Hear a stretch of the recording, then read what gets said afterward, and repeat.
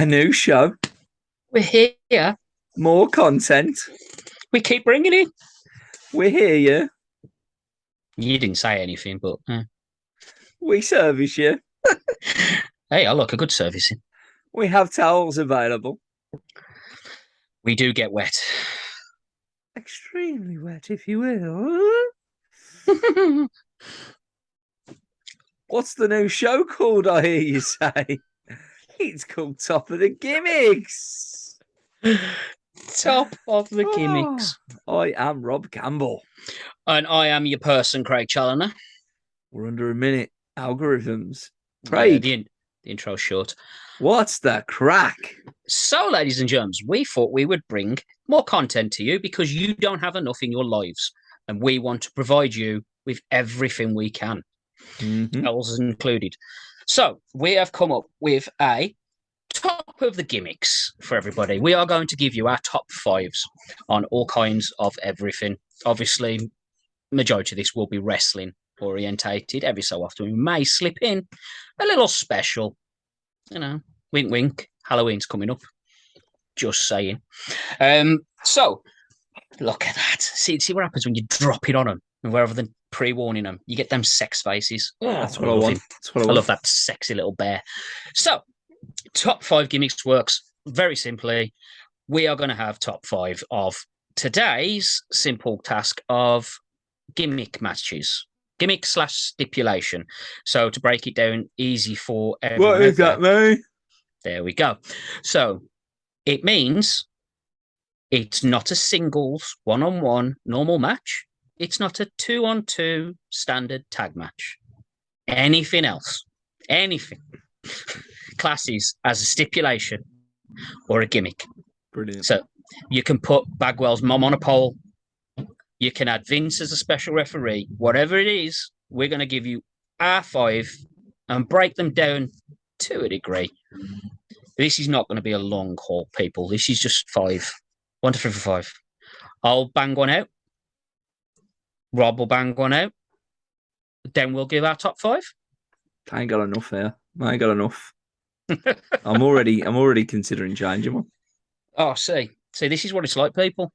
Let's go. Let's do it. Let's do it. So am I going first? Go, you can do. With number 5. So number 5.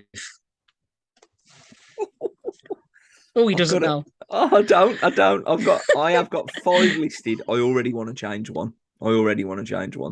Like, I'm looking at this list that I've wrote and I've gone, I can justify why they're my top 5, but also feel I could change them. But I'm gonna give it a go. Okay. I'm with you 100% there. So I'm gonna go with Street Fight at number 5. Okay. So, as a wrestler, I enjoy street fights.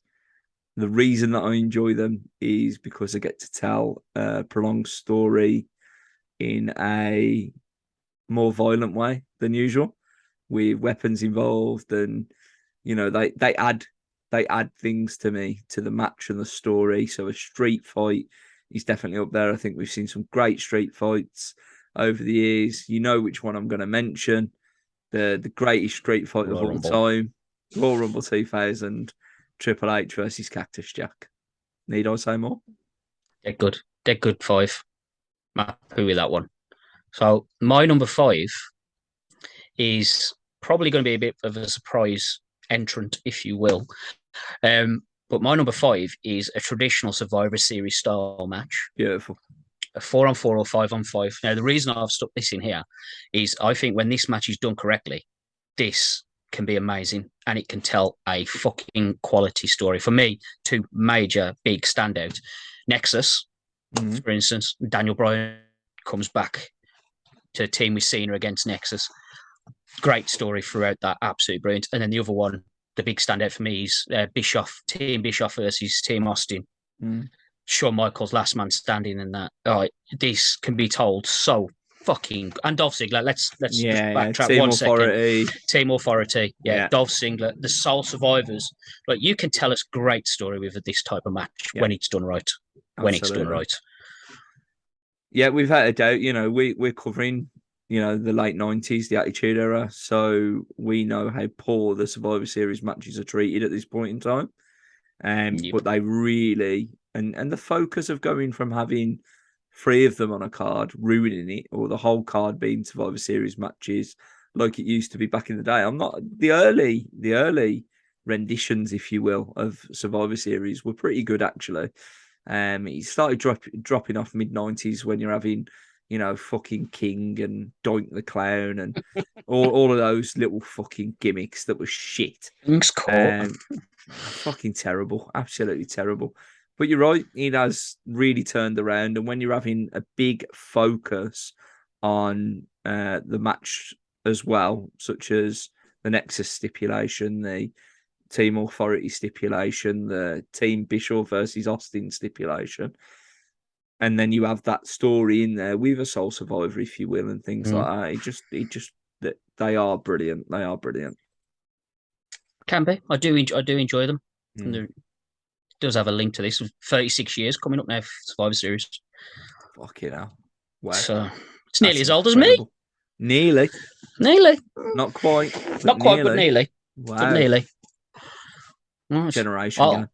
I will bring you my number 4. Okay. Let's mix this one up. So number 4 for me, I have got down the Iron Man match. Ooh. Okay. Now this for me was number 2, and then it went to number 4, and then it went back to number 2, and it's gone back to number 4.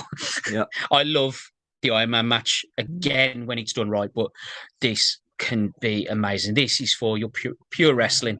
I mean, you can get the in-betweens, you get your DQs and everything in betweens, but like the story they can tell on this, obviously, Brett and Sean, they told the story. But Triple H, The Rock, Stone Cold, The Rock, like Bailey, Sasha, what was it, Bailey shot? But like Lesnar and Angle.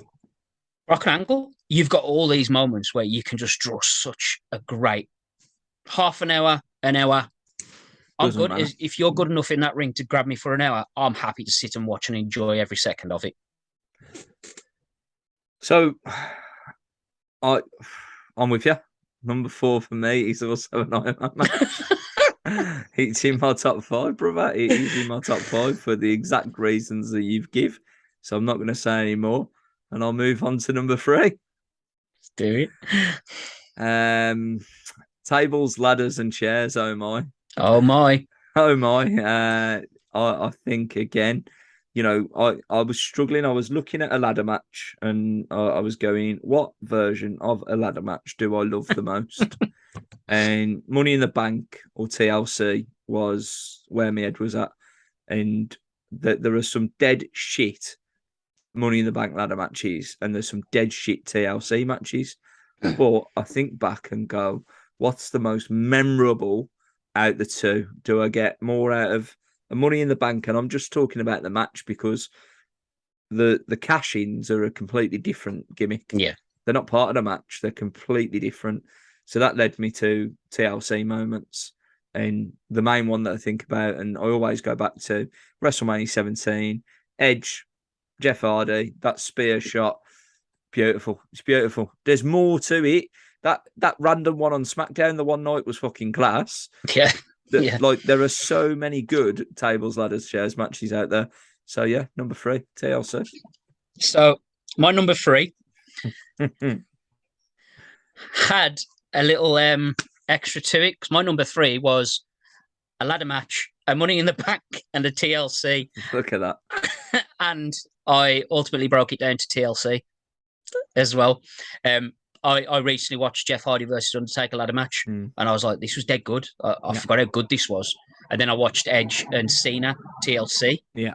And I'm like, brilliant. Fucking, that was amazing. Yeah. So got to thinking about it. And then overall, like you said, WrestleMania 17 is just a standout. Don't need to keep going on. More up to that one. TLC number 3 for me. So, number 2. Oof. My number 2, I've gone Royal Rumble. Oh, for fuck's sake. I've got Royal Rumble. So have I. Royal Rumble, This is brilliant. obviously. It's Royal Rumble. I mean, It's Royal Rumble. everything about Royal Rumble is amazing. The surprise entrance, the unexpectedness. You don't know what's going to happen, who's going to be. It's Royal Rumble, and It's Royal Rumble. I've just popped so much that we've got these three in fucking same order. It's crazy, absolutely crazy. Only one so far that has been different, and that is madness. But yeah, the Royal Rumble is special, you know, and it's one of those events that you look forward to. It's one of those events that I still stay up for. I know that you do that anyway because apparently you don't sleep, but I occasionally like sleep, so I tend to choose when I'm staying up to suffer the next day, and Royal Rumble is definitely one of the ones that I stay up for. I try my best to stay awake all through it, like, but sometimes they bore me a bit. Like I'm talking about the pay-per-view, not the matches. The Royal Rumble matches sound, but if I fell asleep before the second Royal Rumble match these days, oh, I'm gonna have to watch it tomorrow. I'm sorry, it's just the way that it is. I'm getting old too, brother.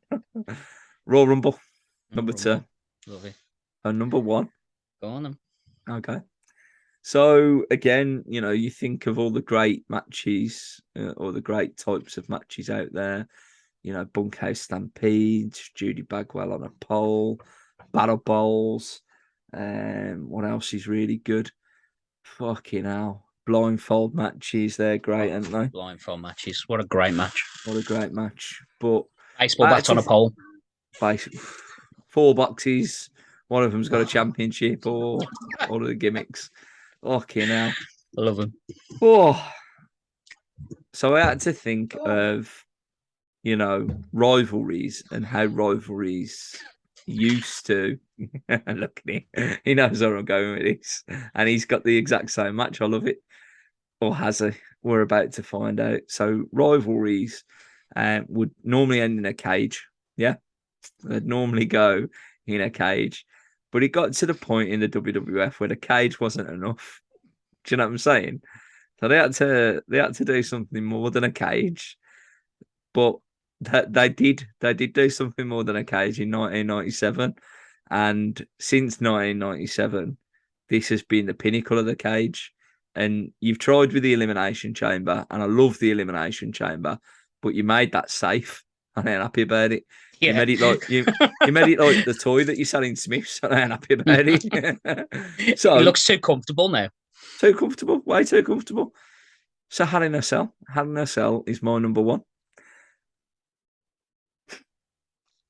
So, as Rob pointed out correctly, back in the day, it would end in a steel cage, and we've progressed since then. So obviously, the Punjabi prison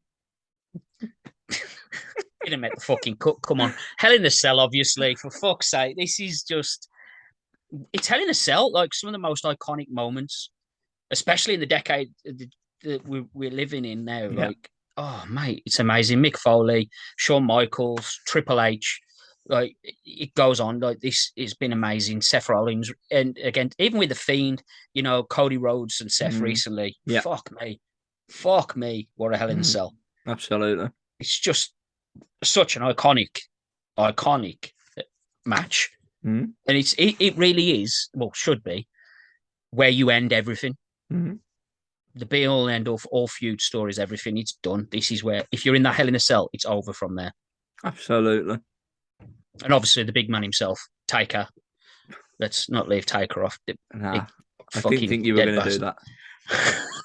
I can't believe I didn't put Taker on there, but yeah, Taker fucking in Hell in a Cell for me. Even like when Chris Jericho and Triple H had a go in there, that was fucking class. Like, do you know what I mean? You know what? I enjoyed Triple H and Austin as well. Like all these little things that can all add up. But obviously for me, Shawn and Taker like set that standard. And then the following year, Mick had to make the roof bigger after that, didn't they? Fuck me, they had to take the roof off. Well, yeah. But Mick Foley the next year, I went, okay, I can't top that. I can't do what Shawn did, but I can do this. Yeah, Mick took it to a different place completely. And that's two completely different styles of match. That has to be the most watched clip in the history of WWF. Has to be. Has to be. What else tops that? Nothing. There's no moment. Oh, top 5 moments. Add that to the list. We got it all. Top of the gimmicks. Top of the See, they come gimmicks. to us as we're playing, ladies and germs. But fuck I yeah. would have loved to have heard Carson Donovan Bailey's fucking gimmick on this, but Definitely. motherfucker hadn't turned up, so he's fired. He better beg. He better beg for his job back. What an episode that's been. I hope you've enjoyed that one of being Rob Campbell. And I've been your bastard, Craig Challoner. And we'll see you next week for a spinny wheel and some top of the gimmicks.